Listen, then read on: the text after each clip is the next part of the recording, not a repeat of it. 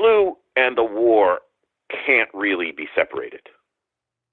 Right, and it's interesting from how we understand these events today that most people know, or a few people know, that this is the centennial of the First World War, or the end of it at least. But with Spanish flu, that's almost more of a trivia point with people, even though far more people died of this. The impact could arguably be far higher, at least in that year. Yeah, this was the worst pandemic in the history of the world. More people died of the Spanish flu than the Black Plague. Conservative estimates, because 100 years ago record-keeping wasn't as precise as it is today, and certainly that was the case in foreign countries around the world. But conservative estimates today are that 100 million people died of the Spanish flu. In the United States, it was nearly 700,000. Can you imagine today the panic there would be if we had an epidemic raging that killed 700,000 people? So their concerns about that weren't far off. It's just they had unintended consequences. At its peak, in Boston, one person was dying from the Spanish flu every 9 minutes.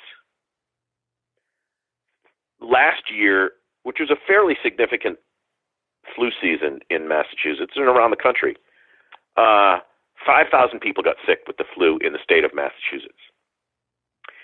In 1918, 5,000 people died of the Spanish flu in Massachusetts. And at one point in the third week of September, 85,000 people just in the city of Boston were sick. It's just unimaginable today to think that a disease this deadly would be this widespread. Well, okay, so these two factors here, the First World War going on and the Spanish flu outbreak, are intertwined. And like you said, you can easily chart when this will happen. When you pack a lot of people together, when you don't have strict hygiene protocol, it's just going to happen. Now let's talk about the World Series. It's played in September. How was that choice made to hold it in September instead of October? And how do these other big events relate to that decision? Yeah, so there was my initial question. That's the impetus, I suppose, for my exploration that led to this book. And the answer is also tied to the war. When Woodrow Wilson was reelected in 1916, it was on a slogan of "He kept us out of war." He was inaugurated on March 4th, and by the middle of April, just 6 weeks later, he asked Congress to declare war. So he had a tough job on his hands, which was to take the country that he had whipped up into an anti-war position to ensure his reelection and turn it on a dime and get all of America behind the war effort that he had been campaigning against just a little while before. And the reason he needed to do that is because we were completely unprepared. We had no standing army to speak of. We had some state militias and a moderate force that could be cobbled together if necessary. We had no war industry. We were still building wooden sailing ships. So all of that had to be geared up fast. And a draft had to be instituted to actually build an army. So by May of 1918, a year after war had been declared, the government issued what became known as the Work or Fight Order. And that said that every man in America between the ages of 18 and 30 had three choices. Sign up, enlist in the military, make yourself eligible for the draft, get on the draft board to register and take your chances. Or three, get a job in a war-related industry, something that had a direct line to helping the war effort. Not just any job, but an actual war-related job. Well, baseball players were certainly between the ages of 18 and 30, and there was initially a little bit of question if they were going to be exempt from this law as being an entertainment service that was good for morale and therefore could tangentially be considered part of the war effort. But the government wasn't buying. Excuse me. They decided that baseball players were eligible just like everybody else, but they did reach a compromise with baseball to say, look, you can play until Labor Day instead of the July 1st deadline. And then all but the two teams who were playing in the World Series, all those players have got to meet the requirements. You get 2 weeks to finish up the World Series, and then even those teams, all the players have to meet these requirements. And baseball will shut down until the war is over. And that's why the World Series got moved up to September. But the war, again, sort of had this overarching effect on everything in American society. And because what we would now consider to be baseball's target audience was meeting one of these three criteria, they were either working or fighting. Once the World Series was played and the first three games were held in Chicago, there was nobody to buy tickets.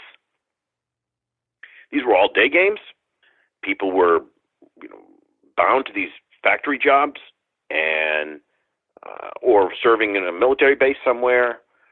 And there wasn't a ton of expendable income. Folks were, when they had some money left over, were tending to buy war bonds, as they were being reminded to do every single day. So ticket sales were incredibly disappointing, and it led to bigger problems once the World Series moved on to Boston later in the month. Hey everyone, Scott here. We're going to take a very short break for a word from our sponsors.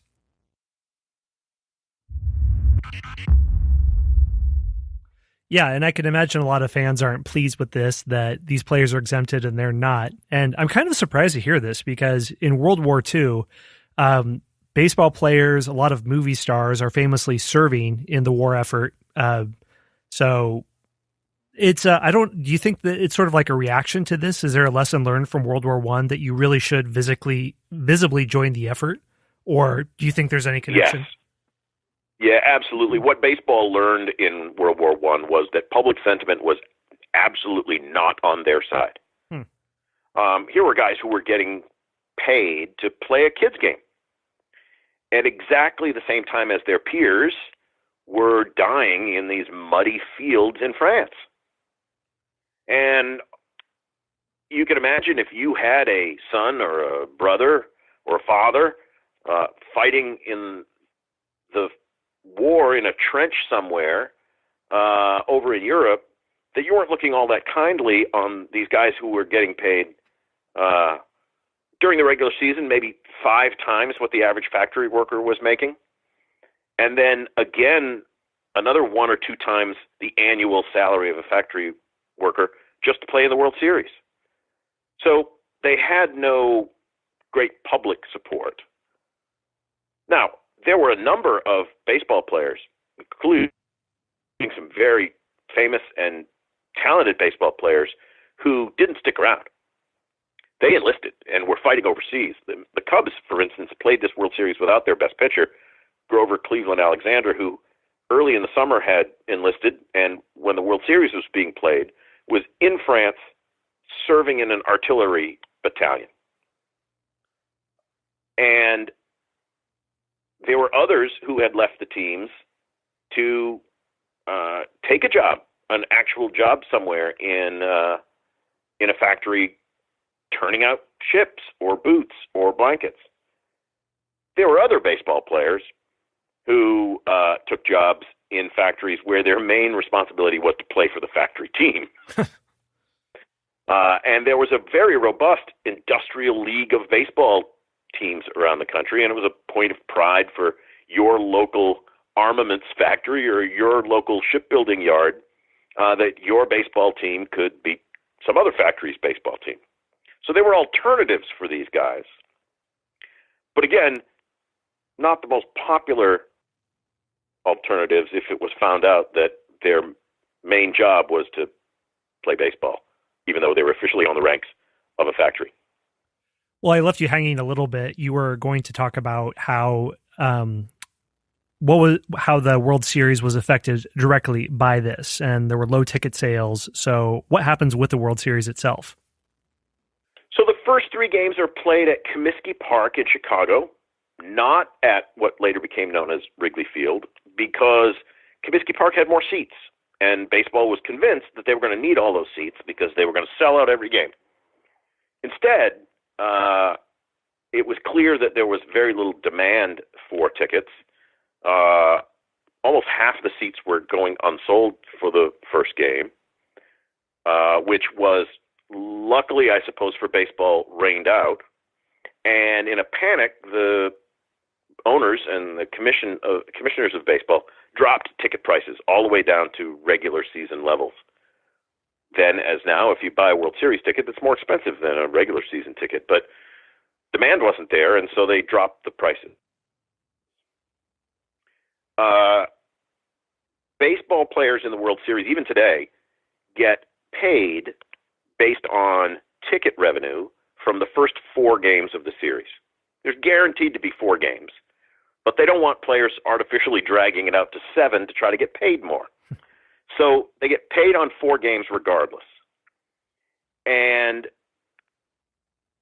they had received some paperwork from the National Commission that sort of outlined what their pay was going to be, and they saw some figures on the paper, but didn't pay a ton of attention until the first 3 games in Chicago were complete, and the teams boarded a train to go back to Boston. They had foregone the typical World Series schedule of play some games in one city, go to the other city for the middle games, go back to the original city for some more. They're trying to conserve on fuel and resources. And as such, they even boarded just a single train, which was unheard of at the time. So here were both teams, reporters, baseball officials, all on a single train from Chicago to Boston. And that's when money trouble started. The players had time to sort of look the paperwork over a little bit and realize that what they had thought was the minimum amount they were going to get, $2,000 for the winners, $1,000 for the losers, was in fact a cap on what they could make. And ticket sales of the first 3 games were such that they weren't going to come anywhere near even those numbers. It looked like the winners may make less than $1,000, $800 or $900 maybe. And now they were mad. And they wanted to talk to the commissioners that ran the game, and they kept getting put off. We can't talk to you today. One of our guys isn't here. We'll talk to you when we get to Boston on the train. Come by and see us in the morning after the train pulls in. And each time they tried to meet with the commissioners wouldn't show up. Finally, they got word indirectly from the commissioners that said, look, let us play the 4th game. This first game in Boston, we'll see how ticket sales are.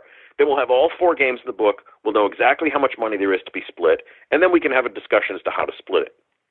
So players reluctantly went along. They played the 4th game. And then after the 4th game, they went to the commission again and say, okay, time to figure this out. And again, the commission wouldn't meet with them. So the day of the 5th game, the 2 teams showed up at Fenway Park and refused to play. Wouldn't put on their uniforms, trying to put up a united front, and said, look, unless we get some satisfaction here about how much money we're going to make, we're just not going to play. And they waited and they waited and they waited, and the 3 members of the National Commission that ran baseball finally showed up at Fenway Park about 10 minutes before the game was scheduled. And 2 out of the 3 were so drunk they could barely stand up. So a hastily arranged meeting was put together underneath the stands at Fenway Park in the umpire's dressing room.